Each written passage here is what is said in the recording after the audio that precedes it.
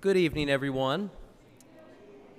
My name is Tommy Thompson. I'm the rector here at Washington Memorial Chapel, the Episcopal Church at Valley Forge, and it is my pleasure to welcome you here as we continue our C.S. Lewis series on Christianity and Reason.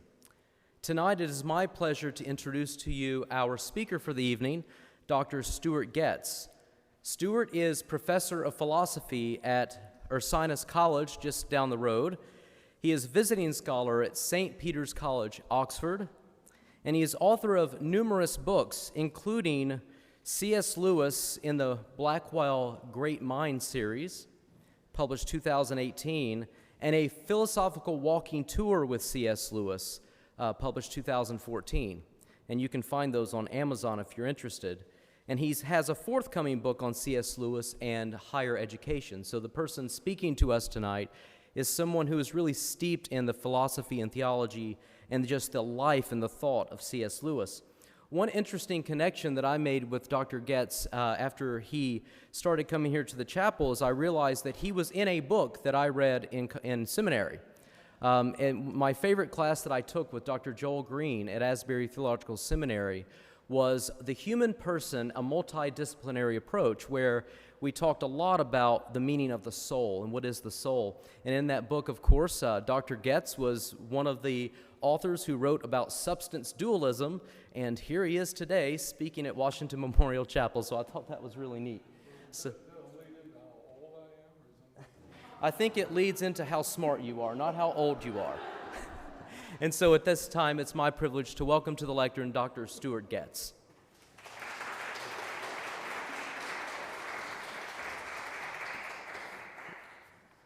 Oh, I'm supposed to switch this. I'm technologically a buffoon. Is that on now? You what? It's on? Yeah, okay. No, you can't hear me. You can't hear me.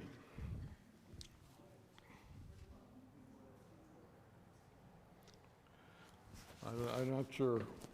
I have it on unmute. That's pretty good. Huh? Unmute. I'll try and stay right here. They have one here, and they said this is the better one, but I'll just stay here.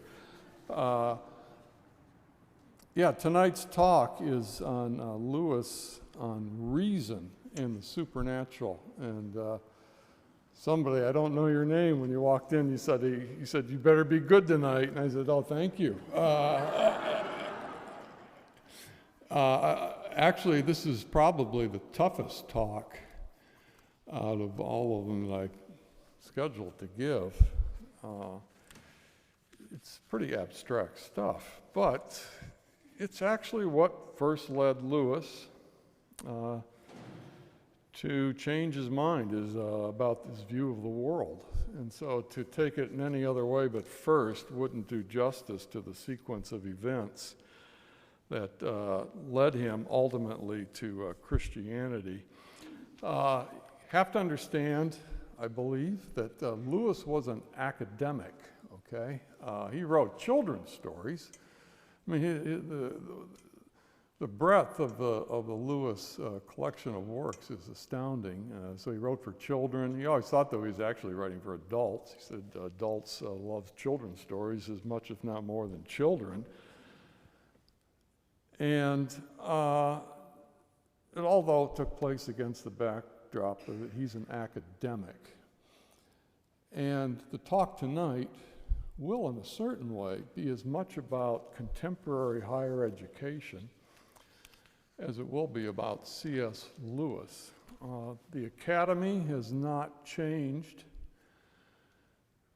In some way, deep ways, it hasn't changed much since Lewis was on the scene. And again, he was at Oxford 1925 to 1955, and he moved over to Cambridge in 55, and I believe retired. I'm not great with dates, but I believe he was done at Cambridge about 1960, 61. His health started to decline, and he had to resign his position at Cambridge. So tonight the talk is on reason as something supernatural. We're going to look at the idea of ultimately the soul. And we're going to look at a view called naturalism. I don't know, has anybody here ever heard of naturalism? It's probably it constitutes orthodoxy in higher education. Most people, I don't think, have ever heard of it, but if you're going to attend what I'll call for tonight the secular university, you're going to be exposed pretty much throughout your higher educational experience to a view known as naturalism. Naturalism is so pervasive in the academy that the New York Times in 2011 ran a sequence of essays on what is naturalism. So just the very fact that the Times saw it as something important enough to devote some significant space to is in itself an indication of how pervasive the view is. If you were to pick up miracles,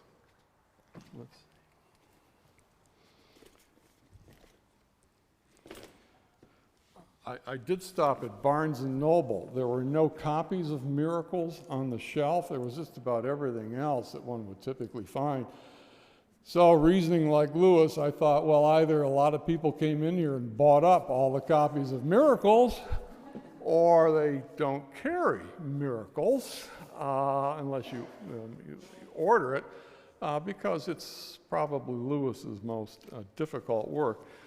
But in Miracles, chapter 2 is entitled The Naturalist and the Supernaturalist. Chapter 3 is entitled The Cardinal Difficulty of Naturalism. So Lewis was well aware and lived and moved and had his being in an institution, Oxford University, that was basically pervasive. Naturalism was in the air. As I said last week, in 1943, and by the way, because it's after a glass of wine, everybody's probably there, getting tired, and I was telling somebody, I can't remember who, if you give a talk in Oxford, they don't start till 8:15, 8:30, and I've given these sometimes, and that's usually when I'm in bed, at 8:30, and they end about 10:15. So at least tonight, I won't go for more than 50 minutes here, I would think, and then I'd like to just throw it open if you have any comments that are nice, or any questions that are easy. We'll be happy to try and deal with those. In 1943, Dorothy Sayers, who was about 5 years older than Lewis, another well-known public figure in England.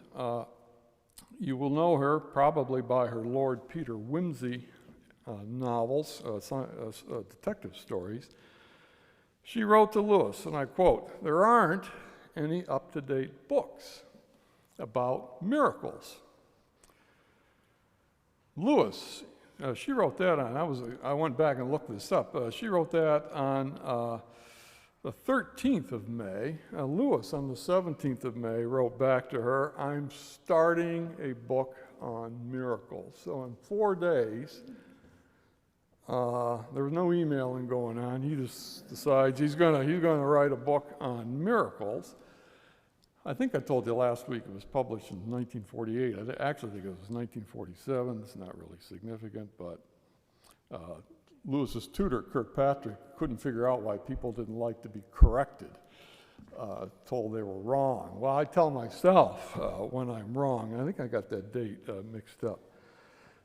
So if you pick up Miracles, and I do encourage you to pick it up, I don't want to scare you away from the book, Lewis starts with reason.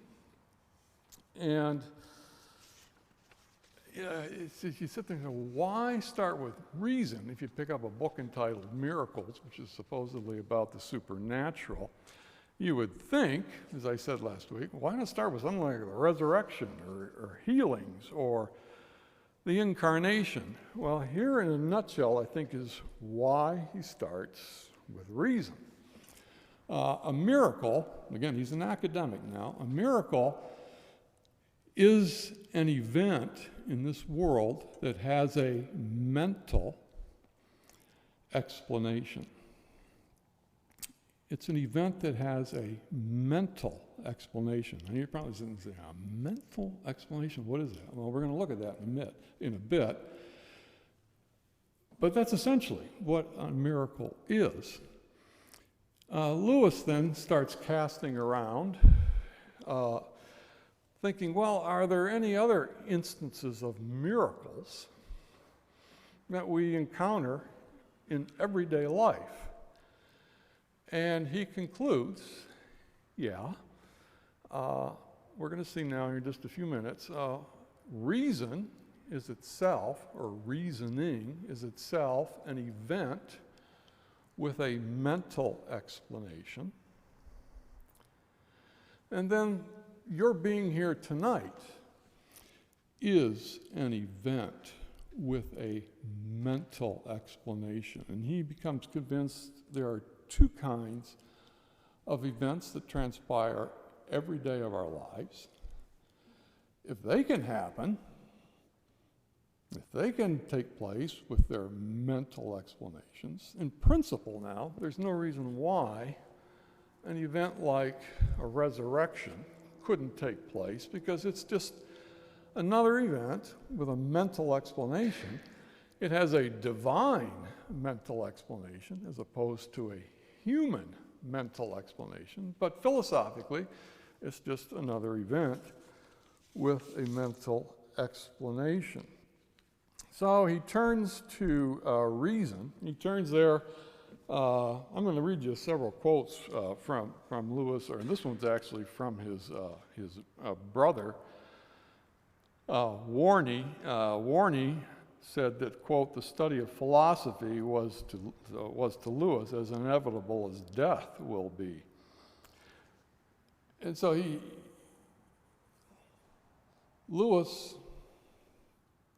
starts thinking about explanations. In higher ed, I do have a book coming out on Lewis and higher ed. What is higher ed? Well, in a way, higher ed's a discipline that looks for explanations of things. Lewis thought we learn now, in thinking about this, that there are principally two kinds of mental explanations.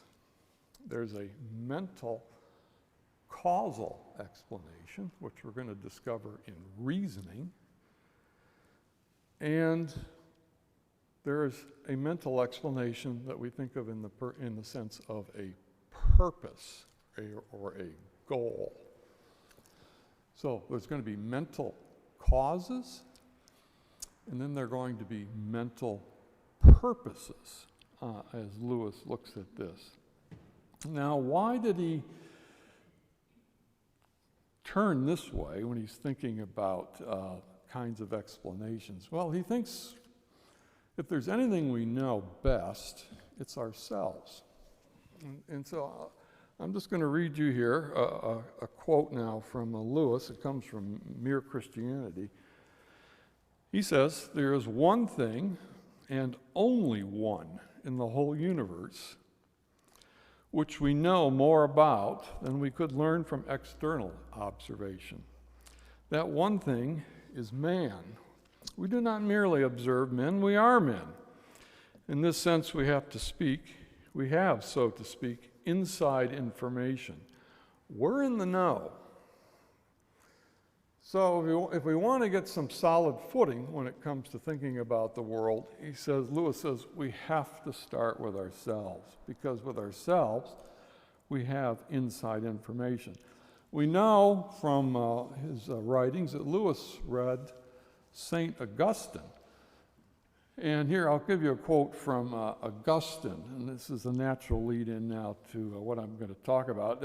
Augustine wrote in his Confessions, "Men go abroad to wonder at the heights of the mountains, at the huge waves of the sea, at the long courses of the rivers, at the vast compass of the ocean, at the circular motion of the stars, and they pass by themselves without wondering."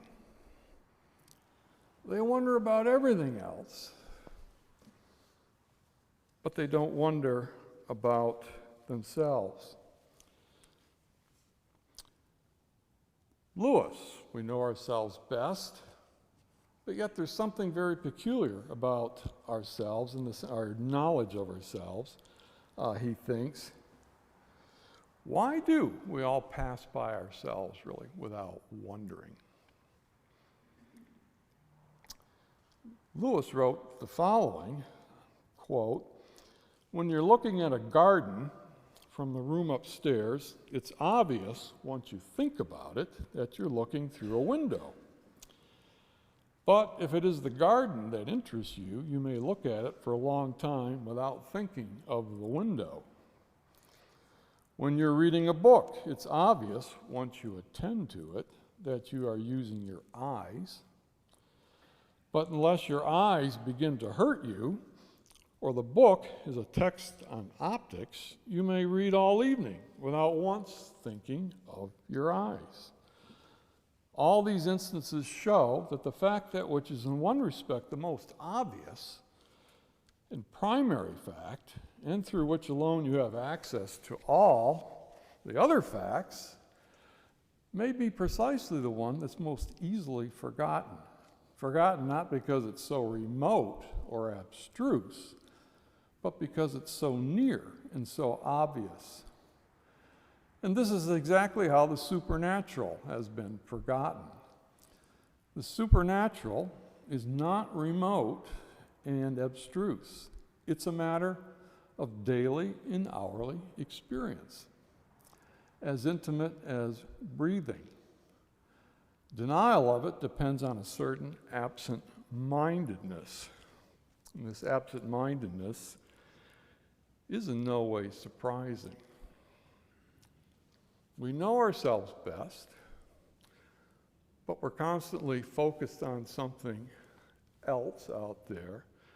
We don't realize that we're only getting to what's out there through ourselves, which is the thing really most present to us. So now let's turn to what Lewis regards as the mental nature of thought, of reasoning. Now, the best way I can try and illustrate this is the mental is concerned with contents. Contents. So that when you think or believe, desire or hope or choose, you can just trot these out, you're always, the way he was looking at this, you're thinking that something is the case. You're hoping that something is the case. You're believing that something is the case. And what goes in this that clause is content. So that, I just created my notes here, you can believe that your best friend who's been ill is getting better. You can desire that your best friend who has been ill is getting better. You can just think that. But every instance of the mental here is the object of this kind of desire, belief, thought, choice of what philosophers call an attitude. Now, Lewis was somebody who believed, we do not choose our beliefs. He thought that the public square was filled with language like we just choose to believe this, we choose to believe that. Lewis thought this was deeply erroneous. Our beliefs are not chosen. A lot of our mental lives, in fact, the majority of our mental lives, Lewis believes, are totally determined. The only area in which we get freedom is with choice. But Lewis thought that our beliefs, our desires, these mental attitudes, they're thoroughly determined. So now here's what's going on in reasoning. When we reason, we have one mental event causally determining another mental event. When you understand, I'm just going to quote you here in just a second what Lewis says. If you're aware that A is greater than B, well, let's think about this. You're apprehending, you're thinking, you're understanding A is greater than B. And then you're told B is greater than C. Where does your mind go? A is greater than C. Lewis, you don't have any choice about that. Once you've grasped, you've understood A is greater than B, B is greater than C, those two graspings are apprehensions. They're mental events, and they causally determine you to conclude A is greater than C. It's just a simple instance of reasoning. I used to teach formal logic. I haven't taught it, thank goodness, for years. I used to teach an evening class in formal logic, and I will never forget the people who would take this class, because it actually would satisfy a math requirement. Formal logic is very mathematical in nature. And these people, they had to have a math required course to graduate. They were terrified of mathematics. And they would put this course off, make it the last course they're going to take. And wouldn't you know it, they get stuck in my class. And they were just terrified of reasoning. They just didn't think they could do it. And I would put on the board, if A, then B, then B. A. Now I'd say, well, what now is the conclusion to this? Well, B. If you have if A, then B, and you know A is the case, B follows. And I said, now, if you don't see that, if you don't understand that, it's probably best that you drop the course. And they would panic, and they'd say, well, I can't drop the course. I've got to have this course to graduate. And I'd say, well, you need to go home, and you got to write this down, look at this, and see if you don't understand, if you don't grasp. If you grasp if A, then B, and you grasp A, your mind should take you right to B. And I will stop my story about that. I had some incredibly troubling times with that. And thanked God that I no longer had to teach that course in the evening. Lewis, if we've understood this now, he says, this is quoting now from Miracles, comes at the end of the book, every instance of human reasoning is miraculous. So, Lewis's view, if you go from A is greater than B, to B is greater than C, to A is greater than C, it's a miracle. People, it's a miracle? It's a miracle because there's an event, A is greater than C, that has a mental cause. Your apprehension of A is greater than B and B is greater than C. It qualifies as a miracle. Now, what's the other kind of? I had down here, I think I will read it. I mean, this is what, if you remember the movie last week, his friend Barfield convinces Lewis that if reasoning isn't sound, if it's not something in basically supernatural nature, everything's lost. And so Lewis, here's what Lewis writes in another book of his, The Weight of Glory. If minds are wholly dependent on brains, and brains on biochemistry, and biochemistry in the long run on the meaningless flux of the atoms, I can't understand how the thought of those minds should have any more significance than the sound of the wind in the trees.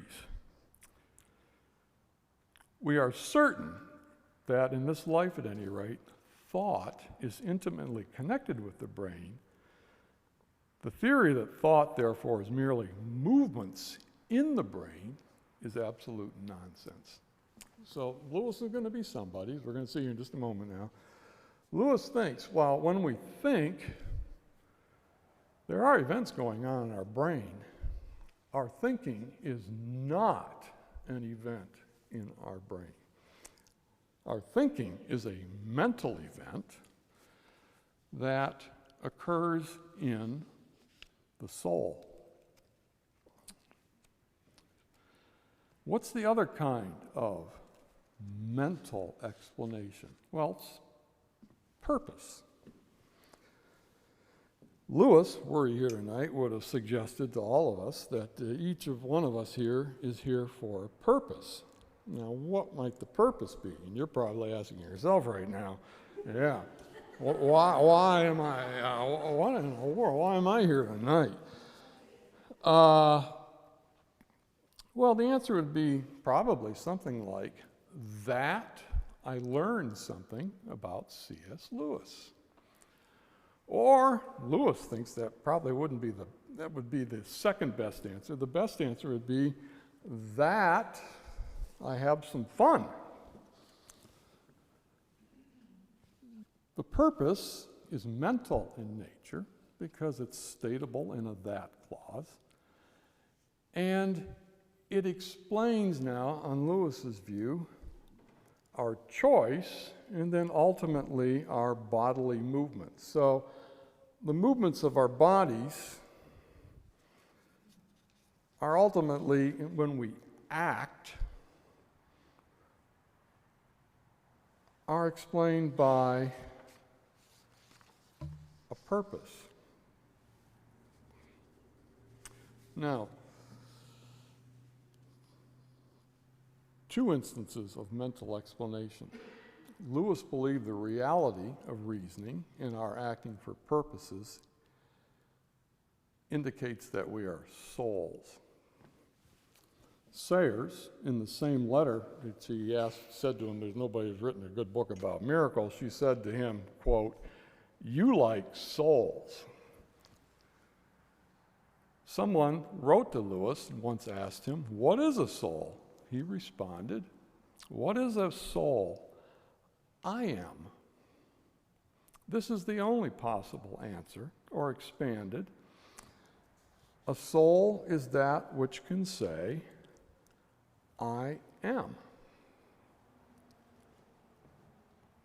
So if we're looking for an example of a soul, Lewis says we'll probably look through this like we look through a pane of glass in a window when we're looking at the garden, but as a matter of fact, a soul just is you, on his view.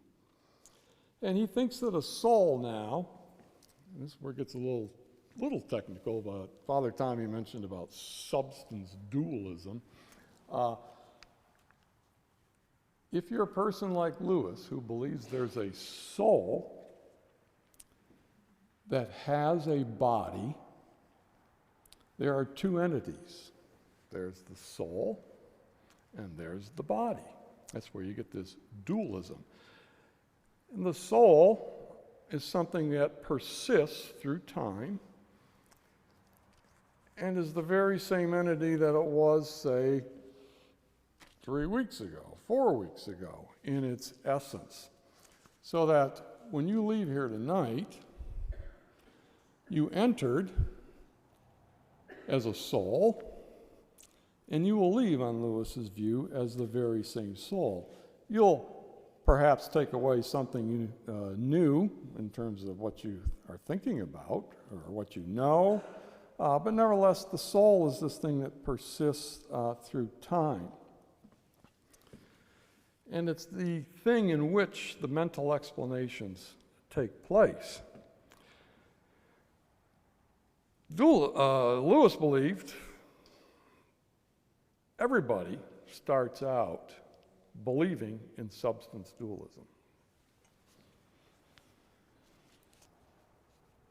And, Father Tommy again mentioned, I've contributed to a book on this. I do write on this. I got to produce a 10,000-word entry for an encyclopedia for St. Andrews University. They commissioned me to write this thing on science and the soul. So I've got about 6,000 words done right now, but I have to do a good bit of research on the soul, and most people agree with Lewis, surprisingly, one might think. So I'm just going to give you a couple quotes of some contemporary psychologists here. From a book called Soul Dust, D-U-S-T, by a guy named Nicholas Humphrey. He says we're all natural-born dualists. This is an anthropologist, they're not all psychologists. Here's an anthropologist, Alfred Gell, writes, "It seems that ordinary human beings are natural dualists, inclined more or less from day one to believe in some kind of ghost in the machine." Neuropsychologist Paul Brox writes, quote, "The separateness of body and mind is primordial intuition. Human beings are natural-born soul makers, adept at extracting unobservable minds from the behavior of observable bodies, including their own." Here's what Lewis wrote back in Miracles. He says, "From the earliest times, the Jews, like many other nations, had believed that man possessed a soul, or nephesh, separable from the body, which went at death into the shadowy world called Sheol, a land of forgetfulness and imbecility, where none called upon Jehovah anymore, a land half unreal and melancholy, like the Hades of the Greeks, or the Niflheim of the Norsemen. From its shades could return and appear to the living, as Samuel's shade had done at the command of the witch of Endor." Now consider higher ed. Paul Bloom, he's a contemporary right now. He's up at Yale, unless he's moved in the last year or so, but Bloom's been at Yale for a while. Here's what Bloom writes. "One of the first things an undergraduate learns in an introduction to psychology class is that substance dualism is mistaken." You enter a psychology class at Yale, Bloom says one of the first things you're going to be told is substance dualism is mistaken. Now you might wonder, why? Why would that be the case? For years, I'm about at the end of my time at Ursinus College. Ursinus College started a neuroscience program years ago. And I would frequently ask my students, I've just learned in the last year it's now its own department. But for, I think, at least 20 years, it was housed in a different department, neuroscience. And I'd ask my students, which department do you think it's located in? It's housed in. And they'd look at me like, come on, old man, we got better things to do than this. And I say, no, tell me, where do you think it's housed? And they'd never thought about it. And I'd say, you know where it's housed? It's housed in the psychology department. And they look at me, and I said, no, seriously, neuroscience is housed in the psychology department. Now think about that. Why is that the case? I mean, psychology comes from the Greek word, basically, psyche, soul, and logos, reason. It's reasoning about the soul. That's the literal translation, basically, of psychology. It's the reasoning about the soul. But psychology departments no longer believe in the soul, although they're still called psychology departments. They now are inclined to think that everything that happens, quote unquote, in our souls is happening in our brains. In our mental events are no more than brain events. And Lewis was somebody that if you think that, you've given up on the supernatural. Now, why do people locate neuroscience in a psychology department, at least to start out? Lewis said, well, I'll tell you, you probably never heard of the word, but it's because they are naturalists. They don't ultimately accept mental explanations of things. They don't accept mental explanations of things. Rather, they look for a firing of a neuron to explain events in our bodies in this case. But they push aside and ultimately relegate to the trash bin mental explanations. Now, I'm just going to give you a couple quotes here. You might think, oh, the old man's making this up. No, I'm not making this up. Here's Barry Stroud. I believe Stroud's still alive. He taught out at Cal Berkeley for years. Stroud writes, quote, "Naturalism seems to me rather like world peace. Almost everyone swears allegiance to it." Now, when he's saying everyone, he's saying everybody in the academy swears allegiance to it and is willing to march under its banner. Here's Peter Van Inwagen. Van Inwagen is still alive. He taught for years at the University of Notre Dame and actually wrote an interesting piece on Lewis. Quote, "Naturalism was a popular doctrine among scientifically minded people, philosophers, and philosophically minded scientists in the 1940s, when Lewis devised his argument against it. And it is, if anything, even more popular today." Banenwagen. It was popular in Lewis's day, but don't think that it's any less popular today. Indeed, it's probably, he says, more popular.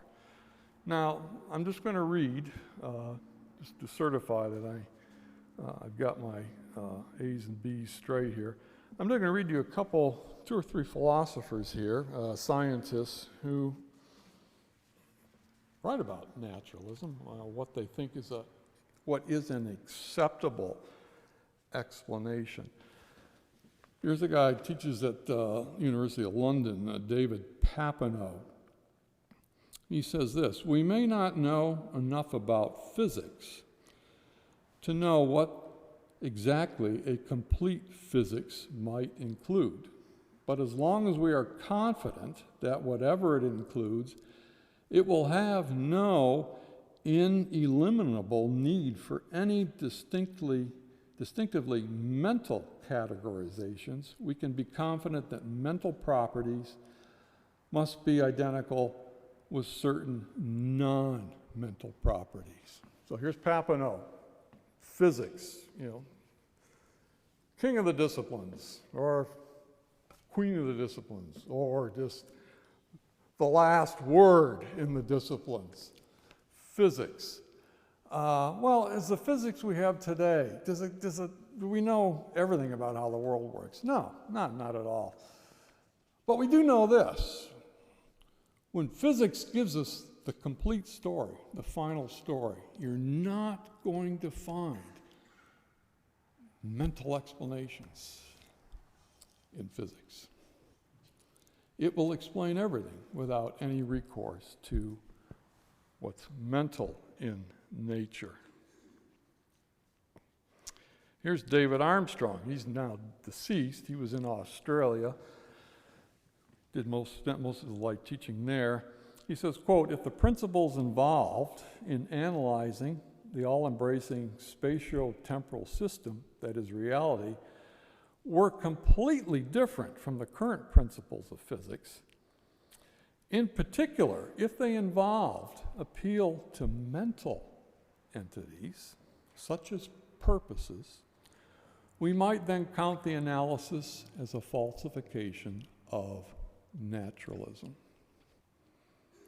So if physics totally flips, becomes something entirely different, if it includes mental explanations, game's up for naturalism.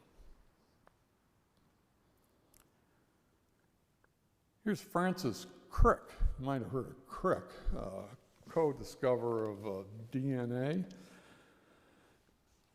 He had a book, I think it was entitled The Astonishing Hypothesis.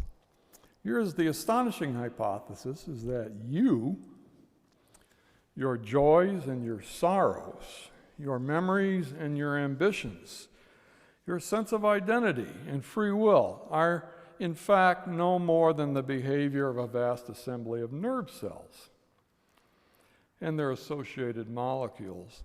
As Lewis Carroll's Alice may have phrased it, you're nothing but a pack of neurons.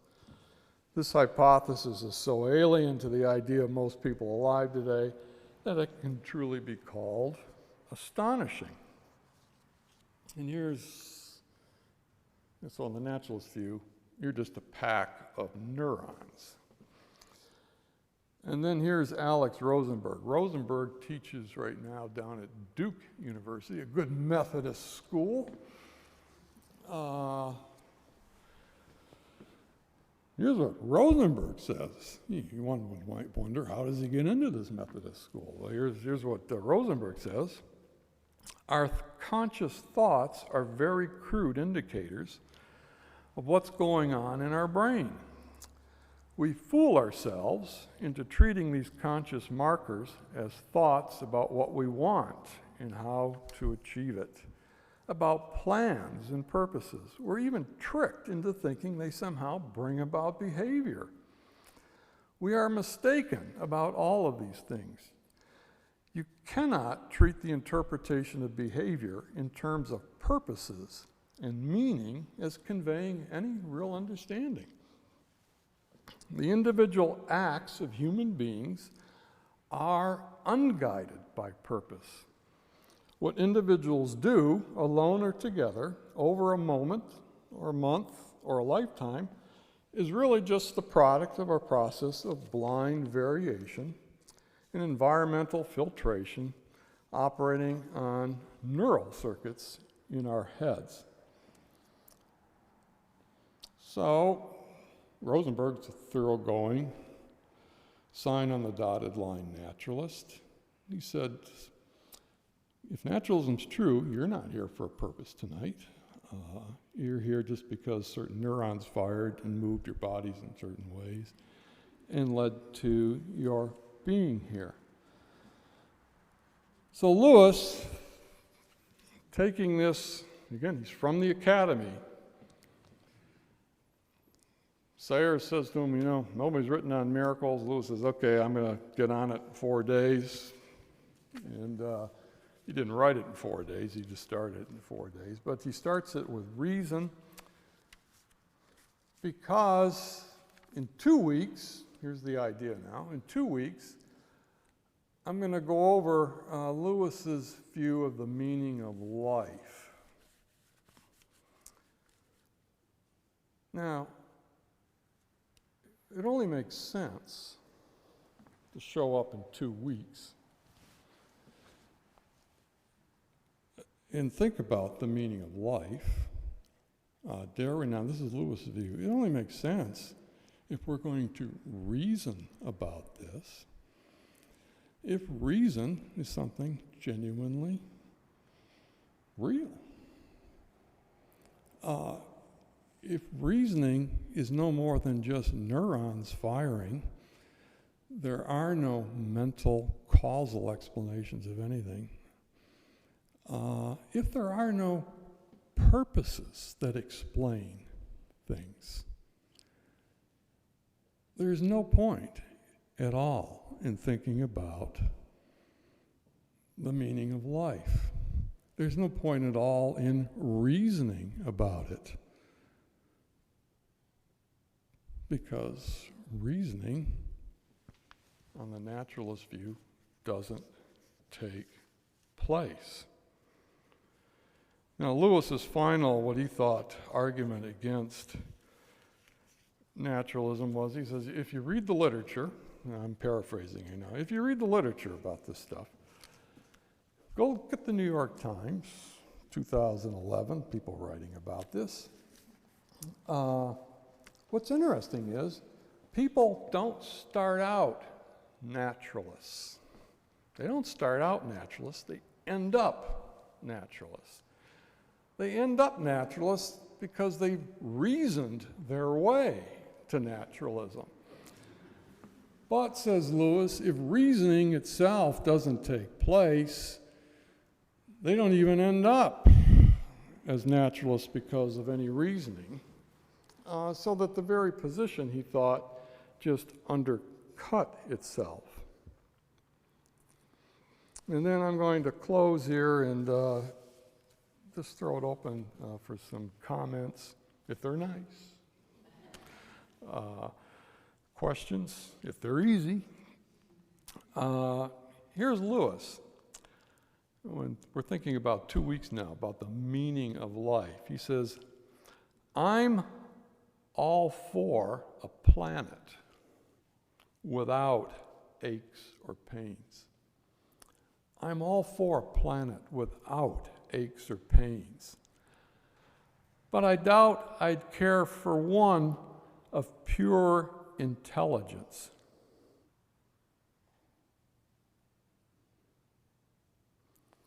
No one is more convinced than I that reason is utterly inadequate to the richness and spirituality of real things. But that indeed is itself a deliverance of reason. So in 2 weeks, you're going to find out Lewis did not think intellectual activity was the purpose of life. It's going to have something to do deeply with the idea of happiness, and purpose is going to be at the center of his view of the meaning of life. But the only way he arrives at that, he would tell you, is I have to reason about it. If I can't reason about these matters, then there's no point in showing up in 2 weeks. Now, I know that's a mouthful, okay? It's very abstract. But if you think back to that Lewis movie last week, it was reiterated 4 or 5, maybe 6, 7 times, the importance of reason in Lewis's intellectual journey. And he's not somebody who would look out at you tonight and say, you all have to go through this journey. He'd say, heck no, you don't have to go through this journey. It's just, as a matter of fact, the journey I was on. And for whatever reason, what the explanation is, he wrestled with ideas, and he was part of the academy. And but don't ever think that Lewis would say, you have to go through all this to get to the point where you become a theist and then a Christian. Lewis said, no, absolutely not. And don't ever think, I, Lewis, believe the meaning of life is about intelligence. No, not at all. So I'm going to stop there, and if you have any comments or questions, feel free. Don't be afraid. If anybody was afraid, I was afraid to get up here tonight. So don't you be afraid to ask a question or make a comment.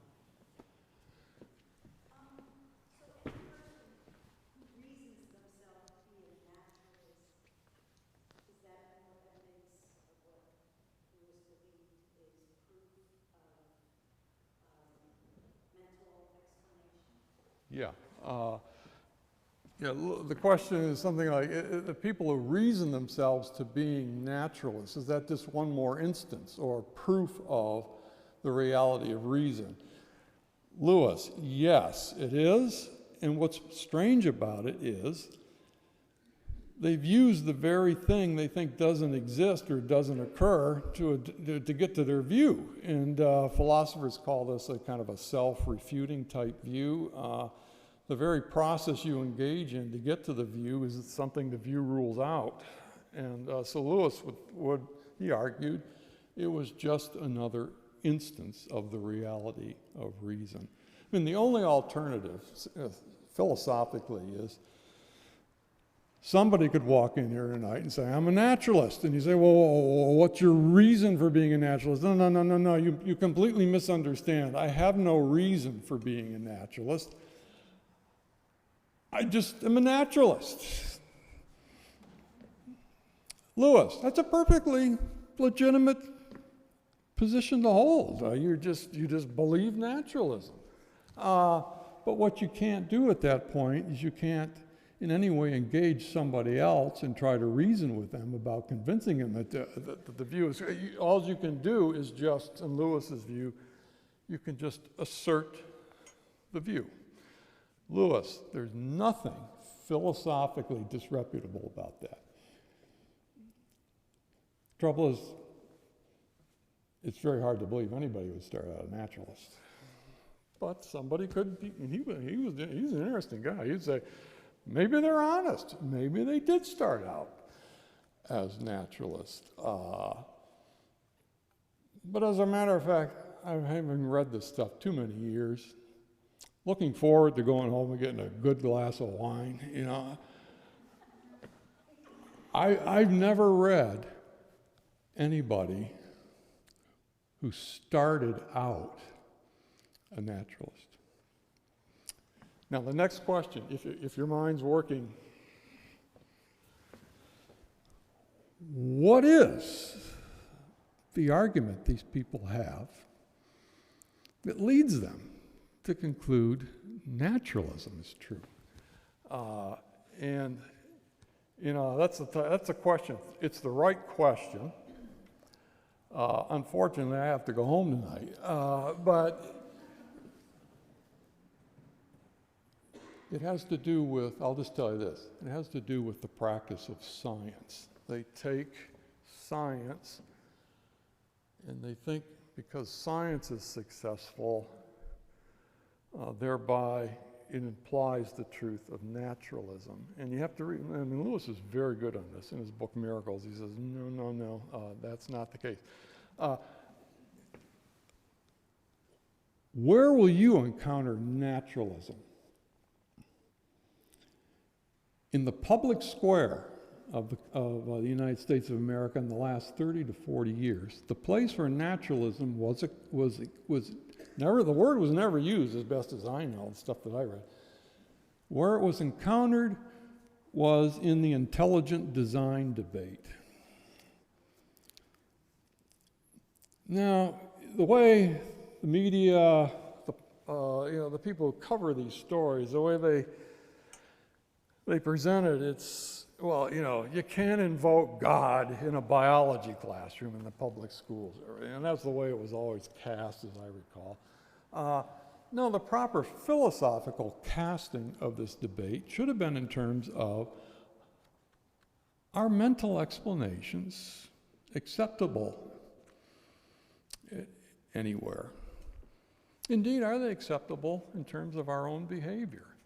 The naturalist knows. This is why these people say these things, seriously. They know that if our own behavior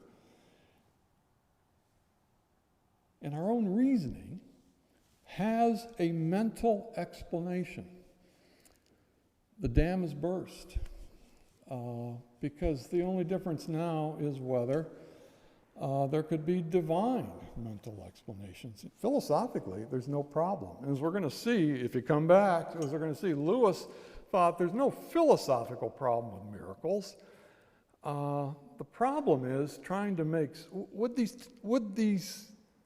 a resurrection, would something like that, it's clearly philosophically possible, but why would we believe something like that actually took place? And that's what he thought were the difficult part of it comes in. C.S. Lewis pointed out that Christianity is the only major religion that believes in miracles. And that was one of the underpinnings of his conversion from atheism to Christianity. That he believed the water was turned into wine, that Mary had an immaculate conception. Right. Oh, he did. Yeah, he did. Right. And so we are not to understand everything that happened. At some point we make a leap of faith and believe that Jesus did these things and realize the Son of God. Well, we take a leap of faith only in the sense that we trust somebody else's word that it happened. So that my daughter tonight said to me there was a terrible accident on I think she said 202. No, I take her word at that. I put my faith in her that she's telling me the truth.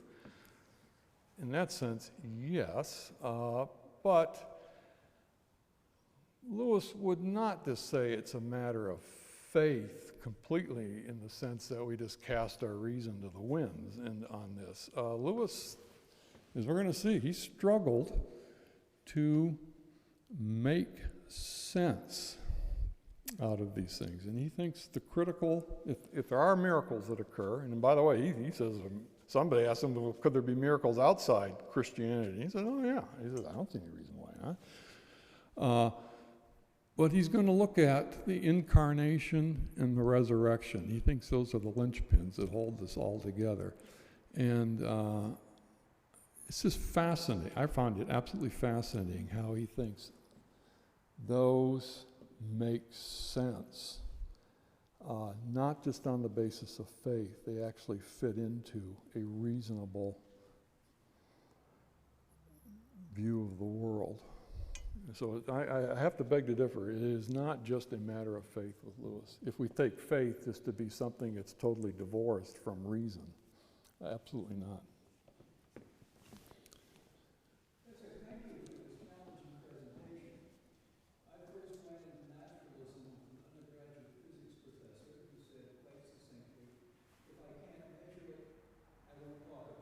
Right. But it seems to me that possibly that naturalism has more chinks in its armor than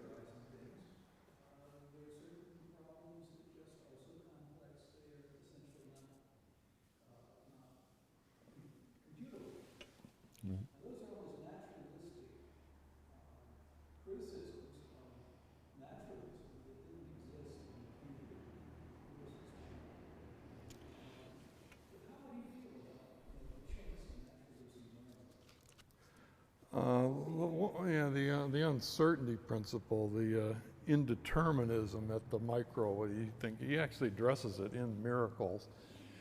I asked my son this. My son is a mathematical physicist, basically, is the way I'll describe him. Did his undergrad at Princeton with all these mathematicians, and I mean, so he was well versed in this stuff. And I said, his name is Andrew, and I said, Andrew, what do you make out of all this kind of uncertainty stuff? The root idea, I take it, being uncaused events. And his answer to me has been, I didn't ask him last night, but it's been consistently over the last few years, nobody's quite sure what to make out of all that, Dad. He said, some people believe there are these types of, physicists believe there are, others say no.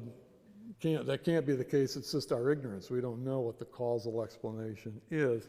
Lewis's view was he found it hard to believe that anybody could accept that there are genuinely uncaused and, in that sense, inexplicable events. He was of persuasion that, what would we make tonight? Now, this all supposedly happens at the micro level, not the macro everyday level, but if it could happen at the micro level, I've read people think it could happen at the macro level also. What would we make out of, you go out to your car tonight and you're leaving, all your hubcaps are gone, and the person standing next to you says, oh, that's just one of those indeterministic random events. It just happened. There's no explanation for this. And Lewis thought nobody's going to accept anything like that at the macro level. And then so he said, well, why would they accept it at the micro? That's kind of a nutshell what his answer is on that. But understand, he was no way excluding other arguments against naturalism. I said last week, this is strictly a descriptive enterprise. This is what he reasoned about, but he would never tell anybody there couldn't be other arguments against naturalism. In fact, I'm sure he would welcome them, but this is just strictly biographical at this point.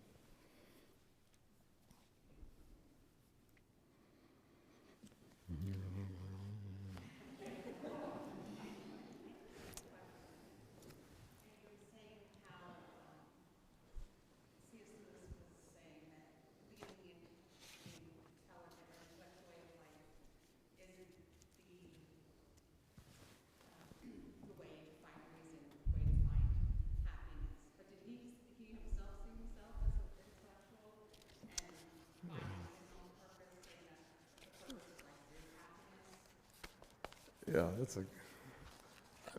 that is basically, in a way, what my next book about Lewis is. There's a huge, I think most of you, if not all of you, are aware, there's a huge discussion in our culture right now. What is the purpose?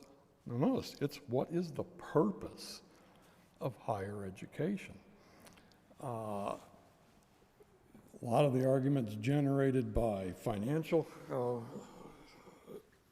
the cost of all of a lot of people are asking, what is the point? What's the purpose of all this? Lewis thought the person working down as an auto mechanic could have just as meaningful a life as somebody in higher ed. One of the charges you frequently get today about higher education, it's elitist. It's a bunch of snobs, looking down their noses at everybody else, thinking everybody else is second or third rate human beings. Lewis, no. The meaning of life is not found, it's not constrained to, limited to higher education. That's ridiculous. So Lewis's view was, I'll be Lewis right now, I found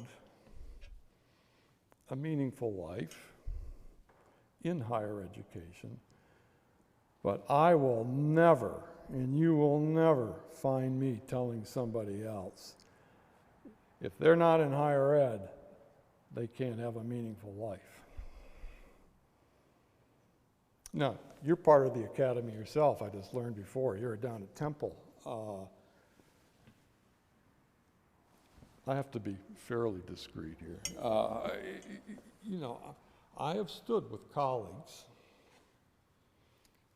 that have said, let's just be honest, we are the elite. Lewis found that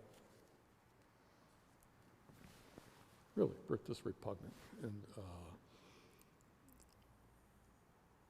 And the academy has a serious problem today because it is filled with a lot of people who think they're better than everybody else. And it's been one of the problems I've had in my life. As soon as somebody hears I'm an academic, you know, game's up, discussion's over, see you later, buddy.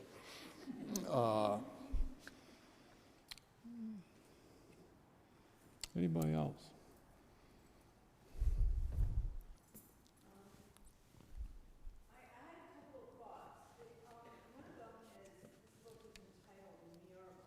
Yeah.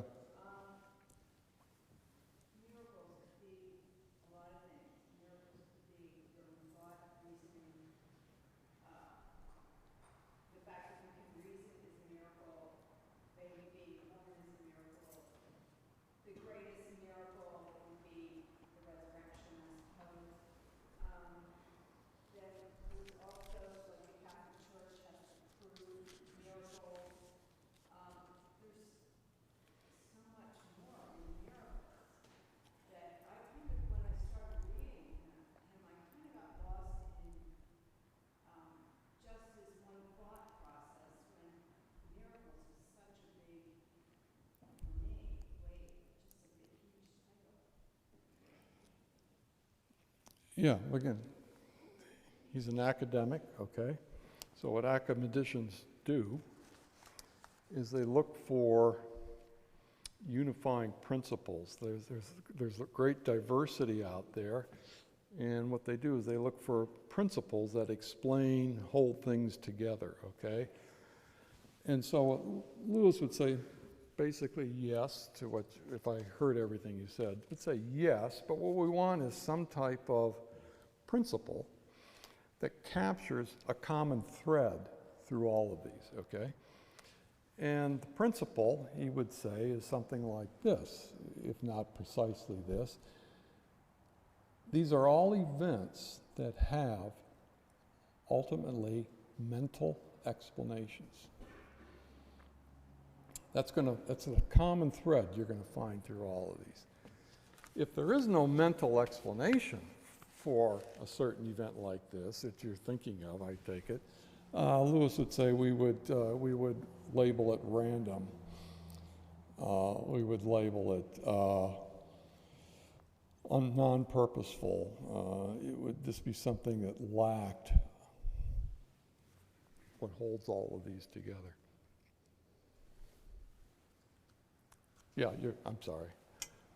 You're the wife, you're the spouse, or the partner of the, yeah. So the gentleman in the background was good discussion about the changing order of naturalism from a scientific and mathematical standpoint. I'm wondering has it been looked at from like a legal and more ethical standpoint? Because, you know, one of the tenets of legal system is, you know, premeditation and intent, that type of thing. And if there is nothing but random neurons firing, how could you be accountable legally for any action? Don't blame me for being accountable. It's just neurons firing, and therefore it's not my fault. It's just a random action. Yeah, Lewis actually, he had a paper on this. I think you find the paper, oh golly, God in the Dock, I believe is the volume in which it's included. Lewis, if you were in, I'd say your mind's working perfectly. I mean, where does this lead? And he would say, yeah, that's where it leads, exactly to what you're describing. The trouble is nobody wants to discuss that in the public square in a serious way. The public square, as the university, is deeply, deeply, Lewis thought, incoherent. It just doesn't hang together. And you find views that if you did reason about them, you would come away scratching your head and going for the proverbial glass of wine, thinking there's just no way to see your way through this. So, yeah, what happens to the legal system? Yeah, the essay is entitled The Humanitarian Theory of Punishment. I think it's in God in the Dock, and he wrestled with these issues, and you're right. You're a very good Lewisian tonight.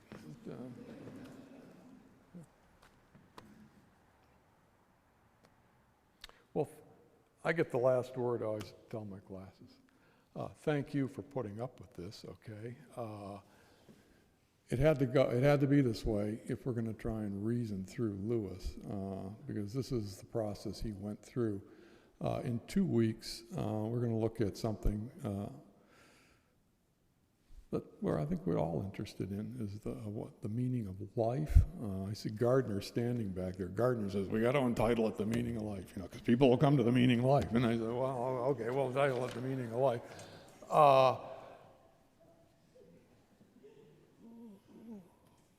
I mean, there's a lot being written on this right now. I mean, I could go on and on. I got 8:15, but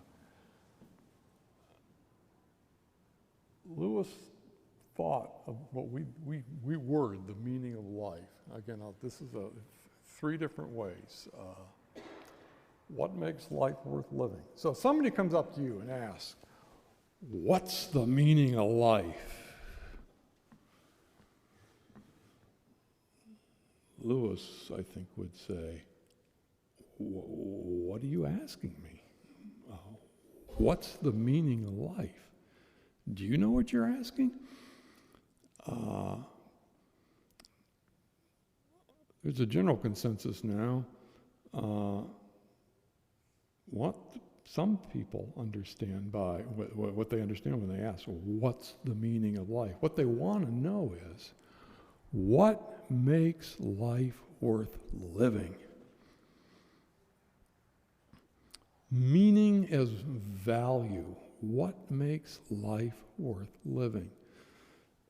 And Lewis had a good bit to say about that. What's the meaning of life?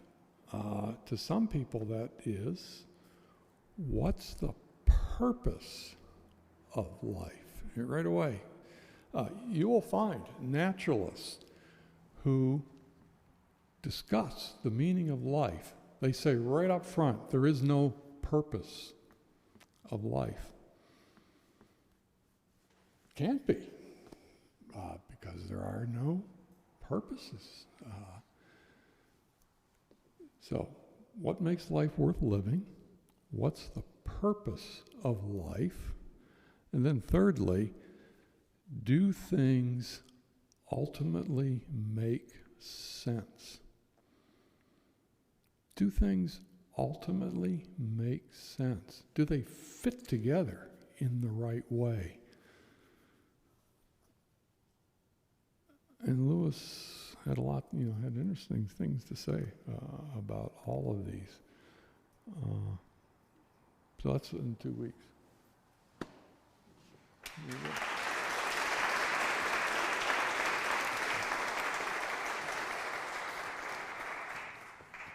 Is this thing still on? I think it is. Again, I'm technologically a buffoon. Here we go. You notice that Dr. Getz said 2 weeks we'll discuss the meaning of life. That's because next Wednesday is Ash Wednesday. And so we will not gather for the C.S. Lewis series then. If you are looking for a place to be for Ash Wednesday, we will have 2 masses that day, one at 12:10 p.m. On the 22nd, and one at 7 p.m. that evening. And of course, before we can enter the Lenten fast, we have to eat all of the fat in the house. And so the night before, on Fat Tuesday, you're welcome to come and help us eat all the pancakes. Is that at 6 or 7 p.m., Pat? 6 o'clock here in the Bishop White Library downstairs, so you're welcome to join us for that. And then we'll come back here March the 1st, Wednesday, with the same setup as we had tonight, with fellowship in the Lafayette room, followed by the session here in the chapel. And again, thank you all for being here, and I thank Dr. Getz for sharing his wisdom with us about reason and the supernatural. Go in peace.